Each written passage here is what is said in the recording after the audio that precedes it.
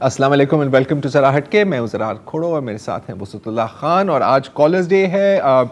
Numbers screen पर भी चल रहे होंगे, मैं एक बार दोहरा भी देता हूँ 021-233-0928 और 28 की जगह आप 29 और 30 भी डायल कर सकते हैं। हमारे पहले कॉलर हैं आमिर एजाज खान साहब all the way from Vancouver Canada. अस्सलाम वालेकुम आमिर साहब। हाँ ज़रा खोड़ो साहब, वालेकुम अस्सलाम, बहुत बहुत शुक्रिया कॉल लेने का। वसतुल्लाह खान साहब आपको भी बहुत शुक्रिया। अस्सलाम वालेकुम। वालेकुम सलाम। मेरा बस बड़ा हल्का फुल्का सा सवाल है, अभी प्रोग्राम शुरू हुआ है। मैंने कभी कभी मेरे दिल में ख्याल आता है कि जब आप शो खत्म करते हैं तो उसके बाद आप क्या करते हैं? थोड़ी देर बैठते हैं, गपशप लगाते हैं कि प्रोग्राम कैसा रहा, अच्छा, या बस घर जाने की करते हैं?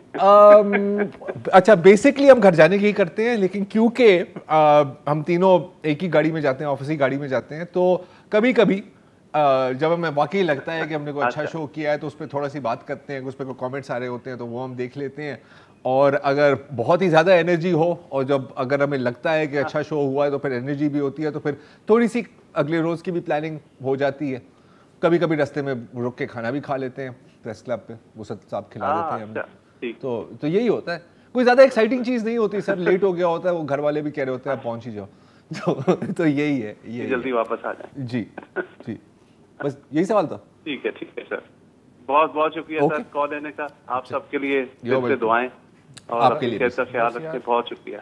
ऐसे ही कॉल होनी चाहिए, सीरियसली। चलिए देखते हैं अब नेक्स्ट क्या सवाल आता है। हमारे मोहम्मद अशरफ साहब हैं कराची से। हेलो, वो टीवी भी चल रहा है मेरा। मोहम्मद अशरफ साहब, अगर आपका टीवी चल रहा है तो बंद कर दें या म्यूट कर दें, नहीं तो बात नहीं हो सकेगी। वो देख रहे हैं टीवी, अभी 2 सेकंड में ये बात टीवी पर आएगी ना। सईद रशीद वसतुल्लाह साहब और खोड़ो साहब, जी जी जी, परवरदिगार आपको और आपकी टीम को अपने हिफ्ज़-ओ-अमान में रखे। आमीन। हेलो जी जी जी सर, आवाज आ रही है? जी आ रही है सर। मेरा कहने का मकसद ये है कि आजकल ये फौज के हिसाब से ये दोनों पार्टियां एक दूसरे को कह रही हैं कि तुमने भी बुरा किया, तुमने भी फौज को बोला। तो इससे पहले पीटीआई से पहले जिन लोगों ने फौज पे तनकीद की है, उन्होंने तनकीद कितनी की है कि इस इदारे को आईनी हुदूद में रह के काम करना चाहिए बस, और इनको अपनी आईनी जिम्मेदारी पूरी करनी चाहिए। ये नवाज शरीफ, बेनज़ीर, जरदारी और आपके फजलुर रहमान, और ये इन लोगों ने जो बात की है वो ये कह रहे हैं कि भाई कि आप न्यूट्रल ना रहें, आप हमें दोबारा गोद में उठाएं, इनको निकालें और हमें बिठाएं। इनका ये मुतालबा है। और मुझे तो लग ये रहा है कि अभी तक फौज ने इनको गोद से नहीं उतारा है। अभी तक, सॉरी दोबारा बोलिए। अभी तक नहीं उतारा फौज ने इनको गोद से, क्योंकि गोद से नहीं उतारा। इन लोगों ने फौज के खिलाफ छोटी मोटी भी बात की है, उन्होंने अपनी सजा भुगती है जी। और ये पार्टी जो है ये तकरीबन 4 महीने से फौज के ऊपर जिस तरह के इल्जामात लगा रही है, कभी उसको जानवर कह रही है, कभी न्यूट्रल कह रही है, कभी मीर सादिक कह रही है, कभी मीर जाफर कह रही है, तो फौज को अभी तक कुछ यानी कि कुछ पता नहीं चल रहा है कि जी के हमने क्या करना है इनके लिए, समझे ना। तो बात कहने की है कि लग ऐसा रहा है कि इन सब सियासतदानों के साथ हाथ हो गया है और इनको हीरो बनाया जा रहा है। अब गिल साहब, हम भी देखते हैं कि गिल साहब का क्या होता है, समझे ना। अगर ये नूरा कुश्ती नहीं है इनकी, तो फिर गिल साहब को जो है ना इसकी सजा का, इसका खमियाजा भुगतना पड़ेगा जी। बिल्कुल, ये को भी भुगतना पड़ेगा। ये मेरा ख्याल है कि मगर लग ऐसा रहा है कि ऐसा कुछ भी नहीं होगा और फौज जो है वो नूरा कुश्ती लड़ रही है पीटीआई के साथ। ठीक है सर, मेरा ख्याल है कि जैसे आपने बयान किया, दूध का दूध पानी का पानी, ये भी एक तासुर है। नहीं, तासुर है, लेकिन ये तासुर क्लियर भी हो जाएगा बड़ी आसानी से ना। जैसे अभी ये कह रहे थे कि देखते हैं क्या होता है उनके साथ।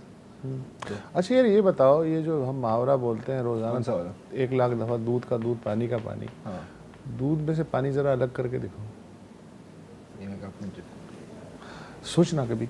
न्यूयॉर्क से हैं अम्माद साहब जी, अम्माद अली साहब जी, साजिशों के मुल्क से। अस्सलाम वालेकुम। वालेकुम अस्सलाम सर। हाँ। पहले तो आप सर बाज अब तो बाज आ जाए ना साजिशों से यार, कसम से यार, बहुत हो गई। बस क्या करें यार, कोई बेहतर काम है नहीं हमारे पास। ठीक है जी आवाज तो बहुत बहुत शुक्रिया आप लोगों का इतना जबरदस्त शो करने का। मैं 2016 से पाकिस्तान से आप लोगों को फॉलो करता हूँ और कोई गिनती की एपिसोड भी मिस की होंगी मैंने। अच्छा, मैंने मसले पे बात करनी थी जो इस वक्त पाकिस्तान समेत दुनिया भर का एक मसला है। पिछले हफ्ते भी कुछ कॉलर्स ने इसी बारे में बात की मुख्तलिफ अल्फाज में। वो है सोसाइटी की पोलराइजेशन का जो इशू इस वक्त बना हुआ है। राइट। आप लोगों से बेहतर तो कोई नहीं जानता होगा कि पाकिस्तान में इस वक्त ये तो आप सिर्फ यूथिया हो सकते हैं या पटवारी हो सकते हैं या जाले हो सकते हैं, बीच का कोई रास्ता किसी के लिए नहीं है। लेकिन यूएस में भी यही देखने को सामने आ रहा है। अभी रिपब्लिकन के प्राइमरीज हुए थे कुछ स्टेट्स के अंदर जो उनके इंटर पार्टी इलेक्शन होते हैं, तो उसमें भी ट्रम्प कैंप वाले रिपब्लिकन की जो है वो जीत हुई है ज्यादातर। और बाइडेन जो हैं, जो डेमोक्रेट पार्टी के हैं, उनकी भी पॉपुलैरिटी डेमोक्रेट वोटर्स के अंदर बहुत ही लो जा रही है क्योंकि वो बहुत ही सेंट्रिस्ट किस्म के पॉलिटिशियन हैं, एक कटर पॉलिटिशियन जिसको कहेंगे। तो यहाँ पे भी राइट विंग की पार्टी एक्सट्रीम राइट को जा रही है और लेफ्ट विंग की पार्टी वाले चाहते हैं उनकी पार्टी एक्सट्रीम लेफ्ट पे जाए। तो अब सवाल उठता है कि सोल्यूशन इसकी क्या है। तो मेरे पास दो बड़े सिंपल से स्टेप्स हैं, लेकिन मुझे पता है कोई इम्प्लीमेंट नहीं करेगा, तो आप लोगों की भी राय चाहूंगा अगर कोई ज्यादा आसान तरीका है। पहला काम तो ये है कि 24 आवर न्यूज साइकिल को किसी तरह खत्म करना है, क्योंकि ये न्यूज के नाम पे एंटरटेनमेंट हो रही है। This is not actual news. जो पुराना मॉडल था हमारा कि 9 बजे एक दफा खबरनामा आएगा और 2 से 3 दफा झलकियां आएंगी, आई थिंक उस पर वापस जाने की जरूरत है। और दूसरा ये करने की जरूरत है कि आप लोग बुसरत साहब का बहुत मजाक उड़ाते हैं इस बात पे, लेकिन हम सबको नोकिया 3310 पे वापस जाने की जरूरत है, क्योंकि सोशल मीडिया और मीडिया का काम है आपको इंगेज करके रखना for the longest time possible. और साइकोलॉजी ये कहती है कि आप इंगेज तब होते हैं जब आपको कोई नेगेटिव कंटेंट दिखाया जाए जिससे आपको गुस्सा आए, उस पे आप ज्यादा एंगेज होंगे बनिस्बत इसके कि जब आपको कोई ऐसा कंटेंट दिखाया जाए जिससे आप खुश हों। एब्सोल्युटली सर, ये तो एल्गोरिथम डिजाइंड ही इसी तरह है। बिल्कुल। हेलो, तभी आप देख लें कि जो पॉलिटिकल पार्टी के तर्जुमान भी बने हुए हैं न्यूज चैनल्स पाकिस्तान के अंदर, वो अपनी पार्टी के अचीवमेंट्स नहीं दिखाते, नेगेटिव क्रिटिसिज्म करते हैं उनके मुखालिफ के ऊपर। वो माल बिकता है। तो ये बात ही, बट पता है इम्प्लीमेंट कोई नहीं करेगा, तो आप लोगों की राय इस पे चाहूंगा। बहुत बहुत शुक्रिया। नहीं, क्या आपने तो बड़ी मजेदार और कॉम्पैक्ट किस्म की बात कर दी। अच्छा, नहीं, और दूसरी बात है कि मैं कसम खाता हूँ, मतलब ऑन एयर ऑन ओथ, मैं कभी 3310 का मजाक दोबारा नहीं उड़ाऊंगा, बिकॉज ये जो आपकी जो रियलाइजेशन है ना कि किस हद तक ये जो एल्गोरिथम्स और सोशल मीडिया के जो स्ट्रक्चर है, क्योंकि ये इनबिल्ट है सर, ये बग नहीं है, ये फीचर है। भाईजान, सूरत हाल ये हो गई है कि मैं अगर ये सिर्फ सोचूं ना कि यार ये जो मलीर कैंट की सड़क पे फ्लैट्स आ रहे हैं, कभी जाके देखूं कि ये किस तरह के, किस क्वालिटी के फ्लैट्स हैं, आधे घंटे बाद मेरे सोचने के वो मेरे एड्स आ जाएंगे, एड्स आने शुरू हो जाएंगे। हाँ, लेकिन वो तो है, दैट इज द एल्गोरिथम। लेकिन ये है ना कि it's design to maximize conflict. तो बात आपकी 100% सही है। अनफॉर्चुनेटली बिल्कुल इन दोनों चीज़ों में से कुछ नहीं होने वाला। होगा क्या, मेरी एक एमेचर ओपिनियन है मेरा, कि the cycle has to complete itself. इस हद की पोलराइजेशन आए कि लोग अपने एक दूसरे के गले काटने लग जाएं। जब खून बह रहा होगा, कोई मतलब 10-20 हज़ार लाख लोग, उसके बाद भी सोल्यूशन की गारंटी नहीं, सोल्यूशन नहीं है, लेकिन उसके बाद लोग थोड़ी देर के लिए ठंडे हो जाते हैं। थोड़ी देर के लिए फिर वो साइकिल रिपीट करती है। पिछले 5-7 सालों से ही हो रही है, अब थोड़ी सी ज्यादा तेज हो गई है। सेकेंड वर्ल्ड वॉर के बाद अब जो चौथी नस्ल आई है उसे पता ही नहीं कि क्या हुआ, तो अब वो नया पहिया नए सिरे से इजाद करना चाह रहे हैं। सर, आमिर महमूद साहब हैं चनाब नगर से। हेलो, बहुत शुक्रिया आपका, मौका दिया आपने मुझे बात करने का। सबसे पहले तो मैं शुक्रगुजार हूँ कि आपका प्रोग्राम का फॉर्मेट एक अच्छा है कि एक ऐसा दिन भी है जिसमें आम लोग भी अपनी बात कर सकते हैं जी। अच्छा, मैं बात करना चाह रहा था, आज रबुआ में जनाब नगर में जमात अहमदिया का मरकज है, आप जानते हैं, ये गालिब अक्सरियत जो है वहाँ पे अहमदिया कम्युनिटी की आबाद है, 95% से जायद तबका जी। और आज सुबह वहाँ पर एक बड़ा ही अफसोसनाक वाकया हुआ। एक नौजवान आदमी था, वो मदरसे का पढ़ा हुआ शायद, तो उसने एक 60 साला बुजुर्ग अहमदी को कत्ल कर दिया दिन दिहाड़े जी। और वो नारे लगा रहा था, खादम रिजवी जिंदाबाद और इस तरह के जो सिलके लबैक के जो नारे हैं। और बड़ा ही अफसोसनाक कि वहाँ पर लोग सारे मौजूद थे। कातिल को तो खैर पकड़ लिया, वहाँ पर पुलिस के भी एहलकार थे, लोग भी थे, सबने मिलकर उसको पकड़ लिया। अच्छा, ये अब देखें कि अभी 14 अगस्त है, परसों यौम आज़ादी है, अभी एक दिन पहले माइनॉरिटीज का दिन मनाया गया और बड़ी बातें हुई कि पाकिस्तान में जो है महफूज है सब, तो ये कैसी हिफाजत है? अब हम देखते हैं कि अहमदियों के खिलाफ हम जलसे जुलूसों में जिस तरह का नफरत अंगेज मवाद जो है वो खुलेआम बयान किया जाता है। मैंने ऐसे पॉम्फलेट्स देखे हैं, मेरे पास भी मौजूद हैं, जिनमें वाज़ेह तौर पर ये कहा जाता है कि अहमदियों को कत्ल करो और जन्नत कमाओ। ऐसे स्टिकर्स हैं, बैनर्स हैं, पॉम्फलेट्स शाया होते हैं, प्रिंट मीडिया पे खबरें आती हैं और अहमदियों को बहुत ही बुरे जो है हर तरह के इल्जामात उन पर लगाए जाते हैं। और अलमिया ये है कि अहमदियों को उन इल्जामात की सफाई देने का या उनका जवाब देने का कोई मौका नहीं कि वो अपनी पोजीशन वाज़ेह कर सकें। और ये जो नफरत फैलाने वाले लोग हैं, ये कोई छटे छोटे लोग नहीं है, कोई खुफिया मूवमेंट नहीं है, ये बड़े बड़े नाम हैं उनमें जो कि खुलेआम ये सारी सरगर्मियों में मुलव्वस है। और जो पॉम्फलेट शाया होते हैं उनके भी उनके नंबर्स भी होते हैं और सब कुछ दर्ज होता है, उनके एड्रेसेस भी होते हैं और हुकूमत कोई कार्रवाई नहीं करती। तो किससे तो क्या फैसला हमने खूबसूरत बात की थी कि किसे वकील करे, किससे मुंसफी क्या है? मेरा ख्याल ऐसा ही बस मैं अपने किसी से भी नहीं और आपकी वसातत से शायद ये बात कहीं पहुंच जाए, क्योंकि मैंने तो नहीं देखा कि पाकिस्तान के मीडिया में ये बात। आमिर साहब thank you for your comments. ये बात अगर कहीं पहुंचेगी ना तो आपको ही नुकसान है, क्योंकि आपने ऐसी बातें की हैं। मुझे अच्छी तरह से याद है कि जब एक अहमदियों की इबादत गाह पर एक दहशतगर्द हमला हुआ था, दर्जनों लाहौर में दर्जनों लोग कत्ल हुए थे, नाशमूल बच्चे। उस मौके के बाद मुझे याद है नवाज शरीफ आए थे और उसने कुछ गलती, बहुत बड़ी गलती की कि हमारे पाकिस्तानी भाई, हमारे अहमदी भाई हैं, हमारे जो पाकिस्तानी भाई हैं, वो क्लिप आज तक गर्दिश कर रहा है कि ये देखें ये तो है ही इस्लाम का दुश्मन। तो ये है हमारा एटीट्यूड। अगर हाल की ही बात करें, मतलब अपनी ज़िंदगी की बात करूं, तो बड़ा क्लियर हो गया था कि हम किस डायरेक्शन में जा रहे हैं। सलमान तासीर के कत्ल के बाद शहबाज भट्टी, हज़ारों, फिर आपने देखा फैजाबाद, फिर 1930s का ये जो जर्मनी है यहूदियों का जो सिलसिला। अच्छा, स्टैंडर्ड वही है। अगर आप देखें फॉर एग्जांपल, अगर आप भारत का भी देखें, सी का एवरीथिंग मुस्लिम्स का ब्लेम है। या नाज़ी जर्मनी में हर अगर कोई मसला है, आपकी सड़क टूटी हुई है, आप बेरोजगार हैं, ये यहूदियों का मसला है। यहाँ पर अहमदियों को इसी तरह इस्तेमाल किया जाता है, सब इस्तेमाल करते हैं और बड़े बेनिफिट भी मिलते हैं। तो क्यों ये चीज़ रुकेगी? जहाँ तक आपने बात की कि रियासत कार्रवाई क्यों नहीं करती, रियासत बिल्कुल कार्रवाई करती है। अगर किसी अहमदी के कब्र के ऊपर कलमा लिखा हो तो उसको बाकायदा मश्क किया जाता है, and so on and so forth. लेकिन उसका आर्गूमेंट ये दिया जाता है कि जी आइन के तहत चूँकि वो गैर मुस्लिम है इसलिए वो क्यों कलमा लिख रहे हैं। एक वक्त था जब गुलामी और अपार्थाइड भी आइन का ही हिस्सा थी मुख्तलिफ जगहों में। ठीक, बहरहाल ये होता है, तो ऐसे ही चलता रहेगा। आमिर भाई आप क्या कह सकते हैं? मंजूर आलम साहब हैं पेशीन से। अस्सलाम वालेकुम सर। वालेकुम सलाम। सर जी, मेरा कुछ सवाल ये है कि आप दोनों साहिबान से, ये जो सोशल मीडिया पे सर जो मुख्तलिफ किस्म के हर किसी ने अपने नाम से कोई चैनल बनाया हुआ है न्यूज़ के नाम पर, जी जी, प्लाना न्यूज़, एच न्यूज़, ये टीवी, टू टीवी, प्लाना टीवी, ये टीवी, कोई जो है ना वो मैक पकड़ कर 200 रुपए का मैक लेकर उस पर जो है ना कोई 300 रुपए का लोगो लगा करके हर किसी के आगे कर देते हैं।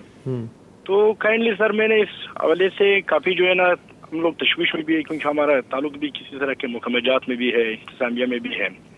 तो वो ये लोग आ जाते हैं किसी तरीके से कि वो ब्लैकमेलिंग भी करते हैं, वो भी करते हैं। हमने इसके लिए हमने यही तो करना था कि भाई इसके लिए कोई कानून साजी हो जानी चाहिए, नहीं हो जानी चाहिए कि भाई हर किसी के हाथ में मैक हो, वो फिर वह के जो है ना दफ्तर में दाखिल होते हैं, सवालात व जवाबात शुरू करते हैं। इनके ना जो है ना कि कोई मैट्रिक फेल होता है, कोई मैट्रिक पास होता है, सिर्फ 2 बंदे होते हैं। और अमूमन हमें भी इतना मालूम हुआ है कि किसी का जो है ना कोई जो है ना क्लास 4 का मुलाजिम है, कोई मालिक का मुलाजिम है। आमतौर पर कोयटा के जो है ना सेक्रेटेरिएट में ये लोग घूमते हैं। जी, ये मुल्क भर में ये मसला है और जो कुछ तो जाहिर है कि प्रोफेशनल जर्नलिस्ट हैं, उन्होंने अपने चैनल्स खोले हुए हैं, वो तो एक अलग मसला है। लेकिन ये बिल्कुल दुरुस्त कह रहे हैं कि छोटे छोटे कस्बों में वो इन्होंने उधम मचा रखा है और ये अपने आप को सहाफ़ी जी होने का दावा करते हैं, सिटीजन जर्नलिस्ट भी ये हैं। तो ये एक ज़बरदस्त बीमारी फैल रही है। अच्छा, ये मतलब टेक्निक बड़ी पुरानी है। हाँ, पहले होता था कि कोई अपने 5 इशूज़ अखबार के छाप दिए या अखबार का लेटर हेड ही बना लिया, आप कहते थे कि जी, और आप कहते थे ब्लैकमेल करने के लिए या फेवर गेन करने के लिए। जो अब बड़ा सिंपल है कि आपको एक बंदा चाहिए कैमरे के साथ, और वही जो उन्होंने कहा कि 200 रुपए का। इन लोगों का एक ही इलाज है कि इनको जहाँ जाएं, मसलन अगर ज़बरदस्ती किसी घर में घुस रहे हैं दफ्तर में, तो इन्हें चैलेंज किया जाए। फिर वो कहते हैं कि ये देखें जी, नहीं क्या देखें, वो अपने ज़्यादा चैनल पे दिखाएंगे ना, ये यूट्यूब चैनल पे, बस ठीक है। इससे और बेहतर है कि जो वीडियो बना रहा है आप उसकी वीडियो बनाने लग जाए। हाँ ठीक है, ये और नहीं मतलब, लेकिन हर एक चीज डॉक्यूमेंटेड होनी जरूरी है। लेकिन आम आदमी का ये भी है ना कि जिसके हाथ में कैमरा और माइक देखा तो वैसे ही परेशान हो जाता है। तो ये है, ये असल में ये वो लोग हैं जो जिस तरह मैं अगर कोई पुलिस की वर्दी पहन के भत्ता वसूल करना शुरू कर दूं, बेसिकली इन अ वे। नवीदुल हसन साहब है, कहाँ से? कराची से। इस्लामाबाद से। मैं सर इकोनॉमिक क्राइसिस से बात करना चाह रहा था कि जिसके ऊपर बात ये अभी जो रिसेंटली जो आई हैं खबरें चल रही हैं कि पेट्रोलियम प्राइसेस को वीकली बेसिस पे रिव्यू किया जाएगा। ठीक है। पहले ये मंथली पे होता था, अभी लास्ट जो हमारी अभी गवर्नमेंट अभी इमरान खान साहब की गई है उसके अंदर ये प्राइस इन अ मंथ हो गया था। ठीक है। अभी ये आ रहा है कि वीकली बेसिस पे करेंगे, तो एक ही दफा कर लें, व्हाई नॉट डेली? रात 12 बजे पता चलेगी, सुबह आपने इतने में डलवाना है। सर आइडिया मत दे सर। अगर इम्पोर्ट बिल का इनका जो प्रेशर आता है, इनको पेट्रोल ये काफी मैंने इसमें इकोनॉमिस्ट अपने देखे हैं बहुत इस पे, सर $1 1 लीटर क्यों नहीं कर देते? $1 1 लीटर कर दें, आप अपने इम्पोर्ट बिल से प्रेशर ही खत्म कर दें ना, वंस फॉर एवर छोड़ दें। इसमें कोई अमेरिकन साजिश नहीं होगी, कोई और किसी की साजिश नहीं होगी। $1 1 लीटर कर दे, डॉलर भी आपका कंट्रोल में रहेगा, पेट्रोल भी आपका कंट्रोल पे रहेगा, इम्पोर्ट बिल का प्रेशर आपका फौरन रिलीज हो जाता है। आप क्यों बार बार, अब ये जितना पेट्रोलियम प्राइसेस है ये सारा तो हमारी जो है सर, यू नो के हमारा 15,000 पर मंथ की हाईएस्ट इनकम ग्रुप फाल करता था आज से 7 8 साल 10 साल पहले। आज जो है 30,000 वाले को ये 2,000 की सब्सिडी दे रहे हैं और 40,000 वाले से आप टैक्स ले रहे हैं। ये पर मंथ की बात है ना। ILO के चार्टर के मुताबिक जो लोग यहाँ पे इंडस्ट्री, ठीक है, ये सब तो जाहिर है कि हो रहा है, लेकिन आपने एक नई तजवीज़ दी है, अगर कोई सुन रहा है और उसे लगती है कि वायबल तजवीज़ है तो इस पर ध्यान दें। Thank you so much for your calling. एक ब्रेक ले लीजिए। Welcome back. ज़फ़र इकबाल हैं फैसलाबाद से। जनाब गए। हेलो, मुझे ज़फ़र इकबाल थे फैसलाबाद से, अब हसनैन अब्बास हैं कराची से। अस्सलाम वालेकुम सर। अस्सलाम वालेकुम। वालेकुम अस्सलाम। सर पहले मैं आप दोनों को शुक्रिया अदा करना चाहता हूँ। आप लोग इस तवज्जुह से एक दफ़ा मैंने मसला उठाया था नेशनल सेविंग सेंटर का कि वो उनके ATM कार्ड के जरिए, अब उन्होंने अल्हम्दुलिल्लाह ये पेमेंट शुरू की है साबका गवर्नर की मेहरबानी के जरिए। ये ग्रेट, बहुत खूब। पता चला कि नेशनल सेविंग सेंटर में ATM के जरिए से पेमेंट करना, खुसूसन पेंशनर्स। तो ये आपके प्रोग्राम के जरिए से आपका गवर्नर ने ये काम शुरू किया था और बहुत खूब सर, तो बड़ी खुशी की बात। मैंने सुना चेक बुक्स भी मिल रही हैं आपके जरिए से। अच्छा जी। तालीमी इदारों में जो स्कूल यूनिफॉर्म, ये सिलेबस और ये बिल्कुल माफिया की तरह है। आपको कॉपियां भी स्कूलों से लेनी है, आपको तमाम तर चीज स्कूलों से करनी है, तमाम तर हर चीज स्कूलों ने बिल्कुल माफिया की तरह काम कर लिया। गुजारिश ये है हुकूमत सिंध से, वजीर तालीम सिंध से, वफाकी वजीर से जो इसके ऊपर ना सिर्फ वो एक्शन ले और पाबंदी लगाए कि जो भी स्कूल किताबें बेचे, कोर्सेज बेचे, कापियां बेचे, बस्ते बेचे और पाबंद कर दे कि यहीं से ड्रेस लेना है और दूसरी जगह से आप ड्रेस नहीं ले सकते, तो उन तमाम स्कूल को पाबंदी लगा दें, बल्कि उनके साथ सख्त एक्शन ले चाहिए। क्योंकि गवर्नमेंट, दोनों गवर्नमेंट, बाकी गवर्नमेंट हो या प्रोविजनल गवर्नमेंट हो, तकरीबन हमारे पास अब कोई हुकूमती सरबराह पे तालीमी निज़ाम तो रहा ही नहीं। सब प्राइवेट बच्चे, मेरे बच्चे ही प्राइवेट में पढ़े होंगे और हो सकता है आपके बच्चे ही प्राइवेट में पढ़े। आपकी जो शिकायत है ये जिसके भी बच्चे प्राइवेट स्कूल में जा रहे हैं सबकी ये शिकायत है, और बिल्कुल ये बात दुरुस्त है कि या तो अब स्कूल ख़ुद स्टेशनरी और यूनिफॉर्म वगैरह का कारोबार कर रहे हैं मनमानी प्राइसेस पे, या फिर वो कहते हैं कि फ़लाना बुक डिपो से सिर्फ आप लेंगे और फ़लाना जो यूनिफॉर्म हाउस है वहाँ से लेंगे, और वो जाहिर है कि उनके साथ एक पट्टी फिटिंग चल रही है, एक धंधे के अंदर एक धंधा है और फिर उसके अंदर एक धंधा चल रहा है। अच्छा, कहीं कहीं ये जायज़ भी है ठीक है, जैसे कि फ़र्ज़ करें कि जैसे गनी सन्स है, हाँ राइट। अब गनी सन्स मेरा ख्याल है कि कराची के कोई 10 स्कूल्स हैं जिनके यूनिफॉर्म वहाँ पर दस्तयाब हैं, लेकिन वो एक्सप्लॉयटेशन नहीं है, वो एक स्टैंडर्डाइजेशन है, क्योंकि हमें ये नहीं, ऐसा नहीं है कि सिर्फ आपने ग्रे पैंट पहनी हो, वाइट शर्ट पहनी है, एक स्पेशल किस्म की पहननी चाहिए। जहाँ तक किताबों का सवाल है तो हाँ, अगर वो आपको कॉस्ट पे बेच रहे हैं या उतनी में ही बेच रहे हैं जितने में बाजार में मिल रही है, ये अपनी जगह है। लेकिन अगर वो कह रहे हैं कि जी नहीं, आप वुसअत की दुकान पर नहीं जाएंगे जो 300 में किताब बेच रहा है, आपने मुबशिर से लेनी है जो 3000 में बेच रहा है, फिर ये अच्छा। और अगर उनके पास हम मुबशिर से उन्होंने पाबंदी लगाई कि इसी से किताब लेनी है, अगर मैं ज़रार की दुकान पे जाके वही इंग्लिश ग्रामर की किताब उसी टाइटल के साथ भी ले लूं, तब भी वो कबूल नहीं करेंगे। उनके नजदीक इंपॉर्टेंट चीज ये है कि आपने किस दुकान से लिए, ये इंपॉर्टेंस नहीं है कि कौन सी किताब ली, जो गलत ये एक माफिया वाला एटीट्यूड ये तो है। और हर शाख पे माफिया है, और इसमें माशाल्लाह बड़ी बड़ी चेन्स हैं, सिर्फ ऐसा नहीं है कि कोई इंडिविजुअल स्कूल हैं। 120 गज पे खुली हुई यूनिवर्सिटियों से लेके और 3000 गज तक खुले हुए स्कूल तक सब। मतलब चेन बनाना कोई इतना आसान काम भी तो नहीं होता ना यार। चेन अगर कोल्ड चेन तोड़ी जा सकती है तो ये चेन क्यों नहीं तोड़ी जा सकती? मेरा ख्याल है घटिया जोक था ये। कोई बात नहीं, ओके। अगले कॉलर रेहान अजीज है कराची से। अस्सलाम वालेकुम जी। वालेकुम सर। होता है आप लोग सर खैरियत है? मैं तो हमदर्द सबसे पहले तो सर आप लोगों का बहुत बहुत शुक्रिया जी कि इस दौर में कि जब मीडिया पे इंतहाई पोलराइजेशन है, चीखते चिल्लाते सहाफ़ी हैं, एक बदतमीजी का माहौल है, उसमें आप जैसे लोग जो है एक बड़े तमीज़ के दायरे में सुलझे हुए लहजे के अंदर एक तबसरा भी करते हैं। तो thank you for being us. Thank you so much sir. Social media पे भी और मेन स्ट्रीम मीडिया पे भी बहुत मेहरबानी जी। बाकी ये है कि 24-24 घंटे तमाम चैनल्स के ऊपर सियासी गुफ्तगू चलती रहती है नेशनल लेवल पे। तो लेकिन मेरे ख्याल में तो मुझे लगता है कि सियासी बसीरत जो उन आंटी की थी, जिनकी वीडियो वायरल हुई थी आज से 5 से 6 साल पहले, जिन्होंने ये कह दिया था ये सारे मिलके हमको बेवकूफ बना रहे, पागल बना रहे, और उसके साथ उन्होंने चंद मजीद अल्काबात जी। बस वो यहीं रुक जाए, यहीं रुक जाए। एंटी गवर्नमेंट जिंदाबाद। मतलब वैसे कसम से तो कुछ हर दौर में, हर दौर में कोई एक ऐसा शख्स पैदा होता है जो कुछ जुमलों में ना वो पूरी जो दौर की जो क्या कहते हैं, क्या वो पूरे दौर का जो जौहर है वो समेट लेता है। अच्छा, और वो इतनी पावरफुल वीडियो है कि तमाम दरसी किताबें अगर कल सुबह खत्म हो जाए ना तो सिर्फ वो वीडियो ही बच्चों को दिखा दी जाए, वो समझ जाएंगे खेल क्या चल रहा है। इतनी पावरफुल है, मेरी कलम गिर गई सुन के, सिर्फ सोच के। तो अच्छा है ये बिल्कुल। जर्मन में इसको ज़ाइटगाइस्ट कहते हैं।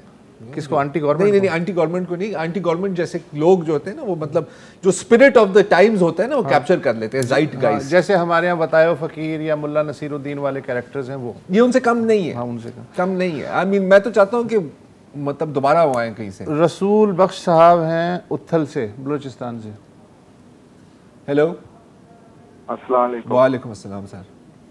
मैं सर रसूल बख्श बात कर रहा हूँ बलूचिस्तान से। जी। मैं आप दोनों से राय पूछना चाहता हूँ। जी मैं राय ये पूछना आपसे चाहता हूँ कि मैंने जमीन बेची है वडेरा से। वो बलूचिस्तान के कुदुस बेंजो के दोस्त हैं। अच्छा, वो तकरीबन मुझे 8 साल हो गए हैं, वो अभी तक मेरी पेमेंट नहीं मिल रही मुझे। अभी मैं आप दोनों से राय ये पूछना चाहता हूँ मैं क्या करूँ तो उससे मैं पैसे ले सकूँ। आपने अब तक क्या क्या किया है इस सिलसिले में, क्या कोशिशें की? मैंने सर, मैं उसके पास जाता हूँ, वो मुझे सिर्फ देता है कि कल आ जाओ, परसों आज। 8 साल हो गए, अभी तक कुछ भी नहीं हो पाया। कितनी रकम है रसूल बख्श साहब जी? कितनी रकम होगी तकरीबन? तकरीबन सर इसमें मैं फोन में अभी आपको मैसेज ऑनलाइन नहीं बता सकता। ओके, ठीक है, मेरे लिए मसला पैदा हो। ठीक है, ठीक है। इसलिए मैं अगर उसको जी नहीं बोले सर।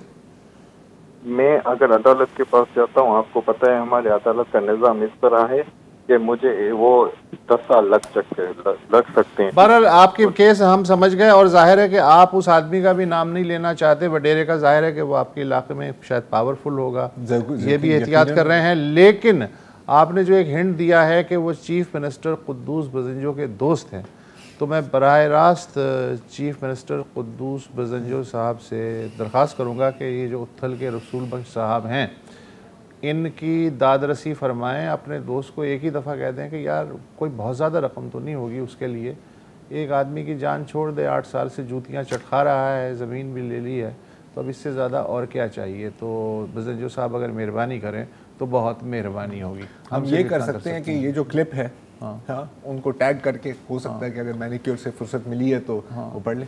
ठीक है, बिल्कुल। माजिद निज़ाम साहब हैं, कहाँ से? कराची से। अस्सलाम वालेकुम। वालेकुम सलाम जी। अच्छा, मुझे आप दोनों हजरात से चीज़ पूछनी थी कि मेरे 2 बातों का जवाब दे दीजिएगा। नंबर 1 तो ये कि वो नया पाकिस्तान और जो तब्दीली थी वो कहाँ पर दफन हो गई, और ये जो अभी आज़ादी और ग़ुलामी के पीछे लगाया हुआ है इन्होंने, तो ज़रा ये भी बता दें कि किस चीज़ से आज़ादी। क्योंकि आज जो उनकी स्टेटमेंट में देख रहा हूँ तो उन्होंने अमेरिका का नाम नहीं लिया, उन्होंने कहा जहनी आज़ादी और फना आज़ादी। अब वो वहाँ से डाइवर्ट कर रहे हैं क्योंकि पीछे बातचीत चल रही है, आप सब जानते हैं। तो ये कौम कब समझेगी ये चीज़ों को, ये ज़रा बता दें। और दूसरी एक और चीज़ बताएं कि माशाल्लाह 9 हल्कों से लड़ रहे हैं, मैं तो कह रहा हूँ 230 हल्कों से भी लड़े आइंदा। तो ये 9 हल्कों से लड़ रहे हैं तो इनको एक सीट रखनी है और बाकी छोड़नी है। जो ये कौम का नुकसान होगा, तो ये जो इतना दर्द रखते हैं मुल्क और कौम का जो बताते हैं, तो ये पैसे कहाँ, ये अपनी जेब से देंगे सर? ये हम ही देंगे ना, आखिर में अवाम ही जिनको बेवकूफ़ बना रहे हैं।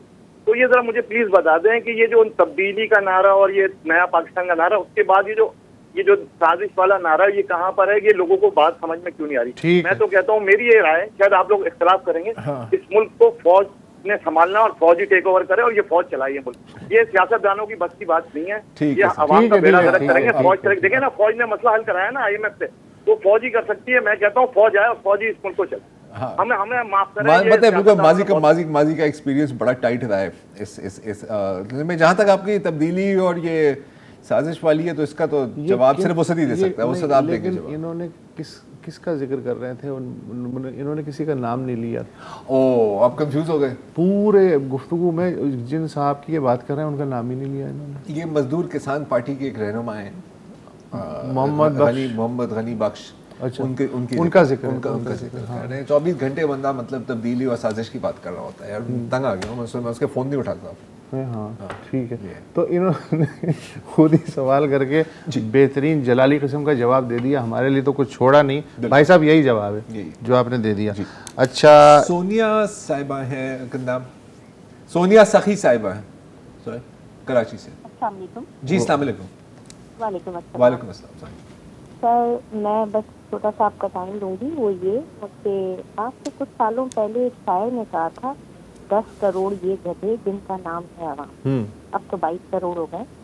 तो बस सिर्फ मुझे ये पूछना था कि हमारे सियासतदान जो माशाल्लाह काफ़ी समझदार है, उन्होंने वाकई हमें गधा समझा हुआ है। क्योंकि इमरान खान साहब तो माशाल्लाह अब तक आज़ाद घूम रहे हैं और मतलब उनके ऊपर किसी किस्म का भी कोई प्रेशर नहीं है। कल 13 तारीख है, उनके ऊपर इतनी बड़ी बड़ी एलिगेशन कर चुके हैं और वो कल जलसा कर रहे हैं। ठीक है, मुझे समझ नहीं आती कि ऐसी कौन सी लॉबी उनके पीछे है जो उनको इतनी बड़ी सपोर्ट है कि आर्टिकल 6 लगने की बातें हो रही हैं लेकिन वो जलसे कर रहे हैं। उनके जो है जो प्रोग्राम आते रहते हैं वो कौम से खिताब करते रहते हैं। तो क्या हम वाकई इतने बेवकूफ़ हैं कि हमारी जो गवर्नमेंट है ये हमारे मजीद इदारे हैं? आप समझ रहे हैं कि उनको इमरान खान साहब की कहीं गलती नज़र नहीं आती? उनको ये नहीं लगता कि इमरान खान साहब इस वक्त कौम को कहाँ ले जा रहे हैं? मुझे एक आम औरत को ये बात समझ नहीं आ रही है, तो माशाल्लाह उन इदारों को और गवर्नमेंट को क्यों नहीं समझ में आ रही है? अगर पीछे कोई ऐसी लॉबी है जो कि डील करवा रही है, तो भी हम क्या बेवकूफ़ हैं? हम पागल हैं? हम पागल बैठे रहे इधर कि इनके पीछे नारे भी लगाते रहे, इनके पीछे वार भी होते रहे, इनकी गालियाँ भी सुने, इनकी वजह से हम इस मुल्क में महंगाई भी भुगते हैं कि 11 रुपए जो है कल जो है वो के इलेक्ट्रिक ने बढ़ा दिए हैं। और वो किसके लिए बढ़ाएं, क्यों बढ़ाएं, हमें ये नहीं, हम उल्लू के पट्टे हैं और ये मेहनत करेंगे और वो मजीद भरते रहेंगे।